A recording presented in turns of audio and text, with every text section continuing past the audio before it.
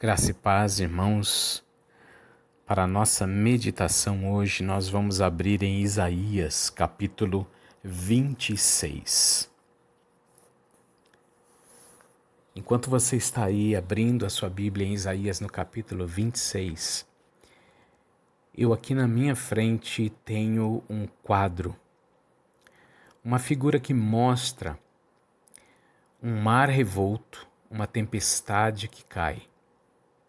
As águas formam então ondas grandes e intensas, que batem e rebatem de um lado para o outro e acertam um grande farol próximo ali. E lá no meio do mar há barcos que estão atravessando e que no meio dessa tempestade têm a esperança então de chegar do outro lado. Isso aí nos lembra uma cena bíblica, a cena em que Jesus Cristo está no barco, dormindo, e a tempestade os cerca. E os discípulos ali, com medo e admirados de Jesus estar dormindo, vão e o acordam e perguntam: Mestre, será que o Senhor não percebe que está aí uma tempestade a nos cercar, vir contra nós? O Senhor não se importa que a gente afunde e morra? Será que o Senhor não vai fazer alguma coisa? E Jesus então se levanta e dá uma ordem. Diz ao mar para que ele se acalme. E o mar se acalma. A tempestade passa. E o barco chega do outro lado. Assim é a nossa vida também. Nós estamos passando por um momento difícil em que nós temos a esperança em Deus de chegarmos ao fim, de chegarmos do outro lado. E a proposta nossa hoje, através desta palavra, é que nós nos acalmemos e tenhamos a certeza de que tudo vai passar. Vamos ler Isaías 26, o versículo 20. Vai, pois, povo meu, entra nos teus quartos e fecha as tuas portas sobre ti. Esconde-te só por um momento, até que passe a ira. Esse versículo ele nos chama a um momento muito especial. A visão é que algo está acontecendo lá fora. E Deus então convida o seu povo para se abrigar seguro em suas residências, em suas casas, até que passe os acontecimentos que estão do lado de fora. Até que passe a ira. Deus está chacoalhando este mundo. Deus está chamando este mundo para que acorde. Deus está chamando este mundo para que se arrependa. Deus está chamando este mundo para que volte para Ele. Mas só há um meio. O meio é o arrependimento. E o ser humano chega ao arrependimento quando é tocado por Deus, atraído por Ele. Então ele é convencido de que é pecador. E a palavra de Deus é que nos revela isso. E a oração é que nos coloca em comunhão com Deus.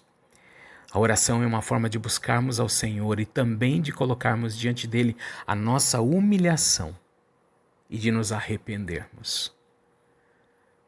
Vamos nos arrepender enquanto as coisas acontecem lá fora e até que tudo passe.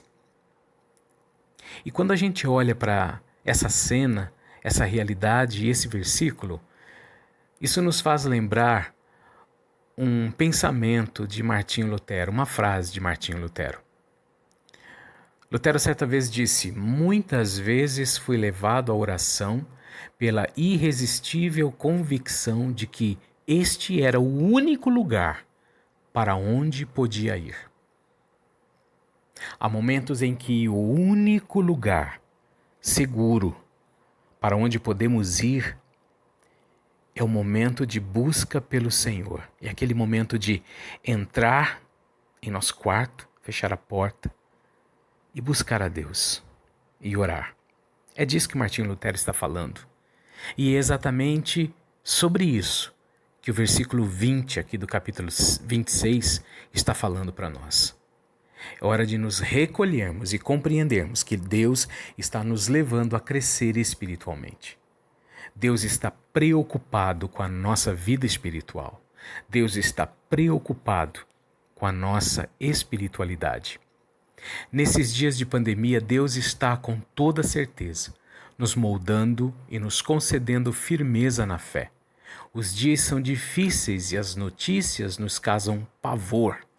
Parecem que as ondas do mar estão aí querendo a nossa nau tragar. E nós dizemos: Mestre, o mar se revolta. E a resposta que ouvimos é: confiem, acalmem-se, aguarde, isso passará. Quando olhamos para esse texto de Isaías 26:20, nós percebemos então a voz de Deus nos orientando hoje a seguir o mesmo conselho dado ao seu povo séculos atrás. Entrem em suas casas e lá fiquem escondidos só por breve tempo, até que eu cumpra o meu propósito sobre este mundo. Deus está passando a sua mão sobre este mundo. Quem irá perceber o que Ele está fazendo? Quem ouvirá a sua voz? Aquele que se recolher e buscar a Deus. O texto aqui do capítulo 26 de Isaías, ele remete-se ao formato dos salmos de peregrinação. Quando o povo subia a Jerusalém para as festas nas quais eles celebravam e sacrificavam a Deus e relembravam seus atos de livramento e proteção. O contexto de Isaías é de um povo desobediente e infiel, que sofrerá consequências pelo seu afastamento de Deus. O capítulo 26 que lemos faz parte de uma seção que vai dos capítulos 25 até 27, versículo 13, que anuncia julgamento e ira de Deus, louvor pela justiça divina e também promessas de perdão e restauração. Por várias vezes, nós vamos ver uma expressão se repetindo. A expressão é naquele dia. Se você aí na sua casa agora olhar para Isaías, capítulo 24, versículo 21, também o capítulo 25, o versículo 9, Isaías 26, versículo 1, Isaías 27, versículos 1 e 2, e depois 12 e 13, vocês vão perceber essa expressão naquele dia. Essa expressão ela está anunciando castigo e ou convite à esperança da salvação. O texto mostra a expectativa deste dia, onde os injustos serão varridos e os arrependidos restaurados. É o povo de Deus confiando e em expectativa de livramento. É como ouvir a voz do Pai dizendo: acalmem-se. Enquanto aquele dia não chega, me obedeçam, arrependam-se e fortaleçam suas vidas espirituais em mim. E como fazer isso? Utilizando de 2 meios de graça ao nosso alcance: a meditação na palavra e a oração. Portanto, acalmem-se, vai passar. Lancem mão dessas 2 armas. Deus providenciou para nós a sua palavra e a comunicação com Ele através do Filho Jesus Cristo, a oração. Então a primeira coisa que a gente vai notar nesse texto, enquanto as ocorrências lá do lado de fora causam temor e o povo então se abriga no interior de suas casas, a primeira coisa que a gente nota nesse texto é que nós devemos aguardar em paz e em firmeza de propósito. Veja os versículos de número 1 até o versículo de número 6. Diz: naquele dia se entoará este cântico na terra de Judá. Temos uma cidade forte, Deus lhe põe a salvação por muros e baluartes. Abri vós as portas para que entre a nação justa que aguarda a fidelidade. Tu, Senhor, conservarás em perfeita paz aquele cujo propósito é firme, porque ele confia em ti. Onde nós encontramos esta paz e esta firmeza de propósito? Senão na revelação do Senhor, a palavra de Deus, a palavra que no passado foi proclamada, profetizada, guardada para nós, escrita e temos hoje diante de nós. É nela que nós vamos encontrar a revelação desta paz, é nela que nós vamos encontrar fonte de firmeza. Este povo então que adentra Jerusalém com cânticos de alegria, que vai à presença de Deus, que passa pelos portais jubilosos, é um povo que está convicto da paz que tem com seu Deus, convicto de o andar firme com Ele, não importa o que esteja acontecendo. Não importa até mesmo que a própria cidade de Jerusalém passe por convulsões. Este povo está guardado, está seguro. O versículo ali de Salmo 112, 7, nos lembra: não temerá maus rumores, o seu coração está firme, confiando no Senhor. Nós não olhamos para as notícias ruins, mas nós olhamos para aquilo que torna o nosso coração firme. Aquilo que nos dá confiança no Senhor, a revelação da sua palavra, a meditação na sua palavra. E o versículo 4 de Isaías 26 diz: confiai no Senhor perpetuamente, porque o Senhor, Deus, é uma rocha eterna. Porque ele abate os que habitam no alto, na cidade elevada, abate-a, humilha-a até a terra e até ao pó. Ou seja, mesmo que Jerusalém seja destruída, nós confiamos no Senhor. E diz: o pé a pisará, os pés dos aflitos e o passo dos pobres. É uma condenação que vem agora sobre Jerusalém, sobre aqueles que estão ali na casa real, sobre os sacerdotes que não fazem a vontade de Deus, sobre o rei que age de maneira contrária a Deus. Sofrerão invasão, serão destruídos, mas os pés dos pobres e dos aflitos pisarão aquilo que restar. Deus está dizendo que nós temos paz e firmeza quando olhamos para a palavra dele. Provérbios capítulo 14, 26 diz: no temor do Senhor há firme confiança, e ele será um refúgio para os seus filhos. Revelação da palavra de Deus. Medite nessa palavra. Creia nessa palavra. Torne-se firme e convicto de que o Senhor é contigo. E a segunda coisa que nós vemos também dentro desse texto de Isaías, para nos fazer aguardar até que tudo passe, é a maneira de aguardar em esperança e fé. Versículos 7 a 9.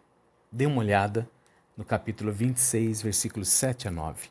A vereda do justo é plana, tu que és justo, aplanas a vereda do justo. Ou seja, mesmo que Jerusalém seja destruída, o Senhor vem e torna tudo plano para que o justo passe, para que o justo caminhe. Versículo 8, também através dos teus juízos, Senhor, te esperamos. No teu nome e na tua memória está o desejo da nossa alma. Com minha alma suspiro de noite por ti, e com o meu espírito dentro de mim eu te procuro diligentemente, porque quando os teus juízos reinam na terra, os moradores do mundo aprendem justiça. Quando estamos firmados na palavra de Deus, quando o buscamos através de meditar nessa palavra e orarmos a Ele, nós crescemos na nossa esperança e no exercício da nossa fé. 2 Coríntios 5, 7 nos lembra: porque vivemos por fé e não pelo que vemos. A nossa fé está sendo testada e exercitada diante das notícias que nos vêm. Para qual lado nós vamos pender? Para aquilo que vemos e ouvimos? Ou pelo nosso caminhar em fé? Romanos 15:13 nos diz que o Deus da esperança os encha de toda alegria e paz, por sua confiança nele, para que vocês transbordem de esperança pelo poder do Espírito Santo. Deus nos convida a vivermos esta esperança certa, a nos encher de alegria e paz na presença dele. Isso pelo poder do Espírito Santo que habita em cada um de nós. Exercitando a meditação, exercitando a oração, nós vamos experimentar essa alegria e essa paz transbordante dentro de nós até que tudo passe. E a terceira coisa aqui que é ensinada para nós como maneira de aguardarmos até que tudo termine, é que nós aprendemos então a aguardar, sabendo que o mal terá um fim. O mal terá um fim. Desde o início, Deus já prometeu isso para nós. Haveria de vir aquele que pisaria a cabeça da serpente e a destruiria. O mal não reinará para sempre. Mas Deus sim, Ele é aquele que reina de eternidade a eternidade. Tu és rei. Nós declaramos junto com a palavra de Deus. E o Salmo de número 143, versículo 12 nos diz: E por tua misericórdia dá cabo dos meus inimigos e destrói todos os que me atribulam a alma, pois eu sou teu servo. Onde nós encontramos essa segurança? Abrigados em Deus. Vamos lá para o versículo de número 20, que nós já lemos no início, do capítulo 26 de Isaías. O versículo 20 diz: Vai, pois, povo meu, entra nos teus quartos e fecha as tuas portas sobre ti. Esconde-te só por um momento, até que passe a ira. A ira de Deus estava passando naquele lugar. A ira de Deus ali, eles estavam enfrentando, porque eles haviam se separado de Deus. Eles haviam desobedecido a Deus. Os governantes estavam em desobediência e todos estavam sofrendo as consequências. Como neste mundo, o mundo sofre as consequências de caminhar longe de Deus, e a igreja agora está sendo convidada a procurar lugar seguro em Deus, se abrigar em Deus, exercitar a sua fé, sabendo que o mal terá um fim. O Senhor é aquele que luta contra os nossos inimigos. E os nossos três principais inimigos, nós já temos falado sobre isso. Falamos sobre esses inimigos numa das meditações e orações lá do Salmo de número 23, que nós temos colocado todos os dias nas meditações, nas devocionais diárias. Nosso primeiro inimigo é nosso próprio eu, a nossa carne, corrupta, caída, pecaminosa, que nos engana. Nosso segundo inimigo é este mundo, que luta contra nós, que tem as suas próprias paixões, que muitas vezes nos atraem, cegam a humanidade. E o terceiro inimigo, Satanás, que vem contra nós, contra as suas artimanhas. Mas Deus está dizendo aqui que o mal não há de prevalecer. Nem o mal em nós, nem o mal do mundo, nem o mal do próprio Satanás. Deus prevalecerá sobre os seus inimigos. Apocalipse 18, versículo 10 diz: E conservando-se de longe pelo medo do seu tormento, dizem: Ai, ai, tu grande cidade, Babilônia, tu poderosa cidade, pois em uma só hora chegou o teu juízo. Em Apocalipse, a destruição de Babilônia, o juízo sobre Babilônia, figura o fim do mal.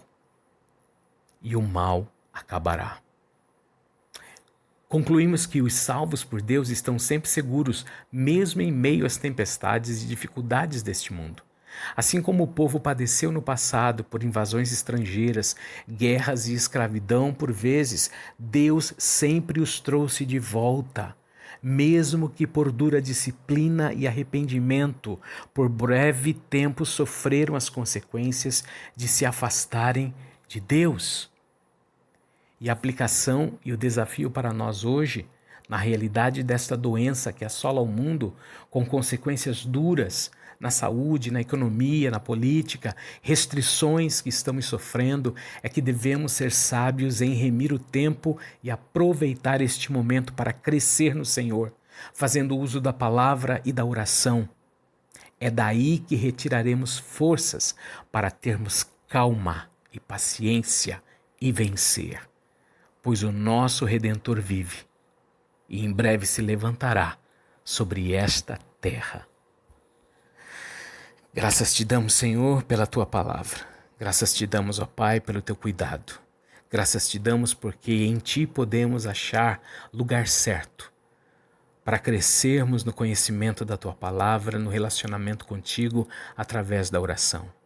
Que cada um de nós venha aproveitar este momento para te buscar, para crescer, para se arrepender. Em nome do Senhor Jesus é que nós oramos.